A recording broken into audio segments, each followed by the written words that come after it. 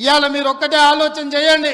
కొడంగల్ శాసనసభ నియోజకవర్గం ఈరోజు రాష్ట్రం మొత్తం అభివృద్ధి కార్యక్రమాన్ని భుజాల మీద వేసుకొని ఒక పక్కన గోదావరి నది జలాల మీద కట్టిన కాళేశ్వరం కూలిపోయినా ఈసారి దేశం మొత్తం మీద కాళేశ్వరం కూలిన 1,56,00,000 మెట్రిక్ టన్నుల వరి ధాన్యాన్ని పండించి 500 రూపాయల బోనస్ కూడా ఇచ్చి ఇవాళ రైతులను ఆదుకున్నాం.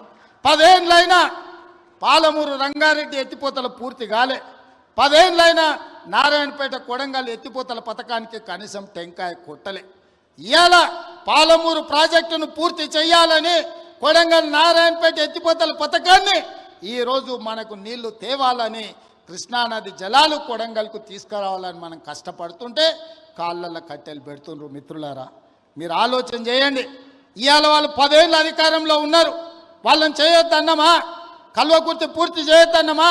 భీమా, నెట్టంపాడు, కోయిలసాగర్ ప్రాజెక్టులను, ఆర్టీఎస్ ప్రాజెక్టులను, పాలమూరు రంగారెడ్డి ఎత్తిపోతల ప్రాజెక్టులను మనమేమన్నా వద్దన్నమా? పూర్తి చేయొద్దని ఏమన్నా అడ్డం పడ్డామా? 10 ఏళ్ళైనా చంద్రశేఖరరావు గారికి, రామారావు గారికి ఓపిక లేకుండే, తీరిక లేకుండే.